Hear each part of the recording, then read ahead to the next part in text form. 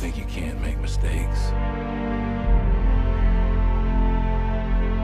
But the choices you make could get yourself and everyone under your command killed. But I believe in you, Jim.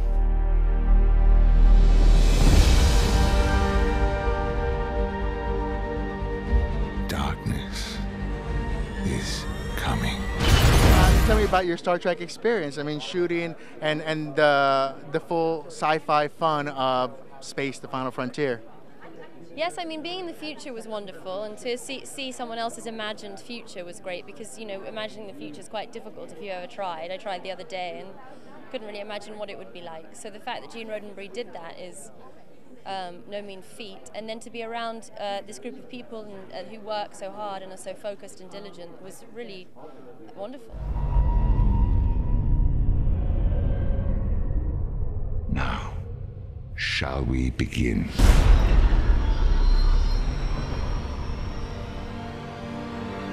I'm sorry. Does Kirk and Spock get to expand their relationship? I mean, do we get a little bit of a roadshow kind of fun back and forth with you guys? What's happening here? I definitely wouldn't characterize it as a roadshow fun back and forth. I think for these guys, I think what's great about them is that they're both incredibly passionate and incredibly stubborn people.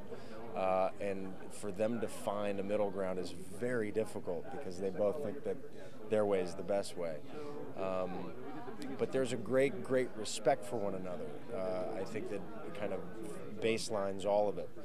But, you know, without giving really anything away, as you know, I can't do, I think really the defining features of both of their characters is at the center of this story and of their development as people, really. And they both require a bit of the characteristics of the other in order to be kind of fully complete real people. And the maturity that they both find in this process, in this film, is really about learning from the other.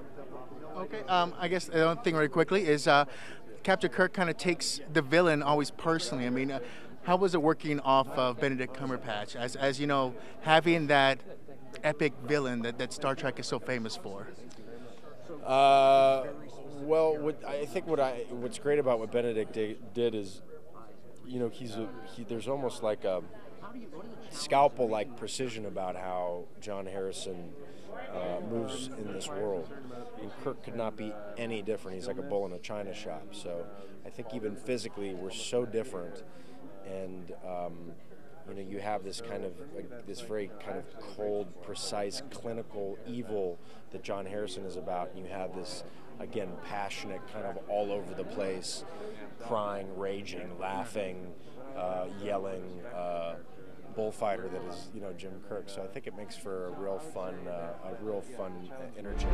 I request permission to go after him. I cannot allow you to do this. Jim, you're not actually going after this guy, are you? Are you excited for this franchise now? Because I've seen you be at a couple of these conventions, and you've seen the fans. I mean, the exception. I mean, and the love. It's just automatically there with this group, isn't it? Well, I think you have to deliver. I think they're suspicious if they feel like if you're not. Star Trek fans are. I want to say the word I might use is caretakers, and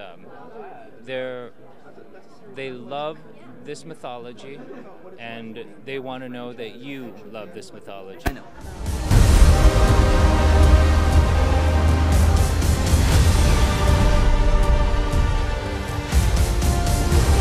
No ship should go down without her captain. Okay. So we are starting, and the first question, I think, is because the change between the franchises. Spock and Uhura, we're looking forward. I mean, I already made a Brangelina name, which is Spahura, so I'm kind of All right. I'm kind of looking forward to this relationship. Can you tell me if there's an expansion in this one of how this moves along? Yeah, there is an expansion. They are finding their way through being diametrically opposed individuals.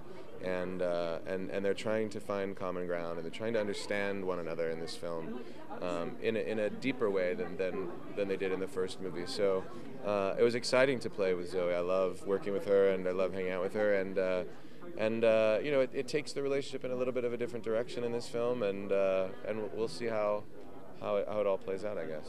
And your other relationship with Kirk, we expand upon that as well, right? In a huge way, yeah. This movie is really, I think, in so many ways about what each of them have to learn. Each of them has to learn? Yeah, what each of them has to learn in order to be their best selves. I think Kirk needs to learn what it means to actually be a captain, not just to sit in the captain's chair. And I think Spock needs to learn what it means to be a friend in a lot of ways, and he certainly does. So I'm excited for people to experience that. I believe in you, Jim.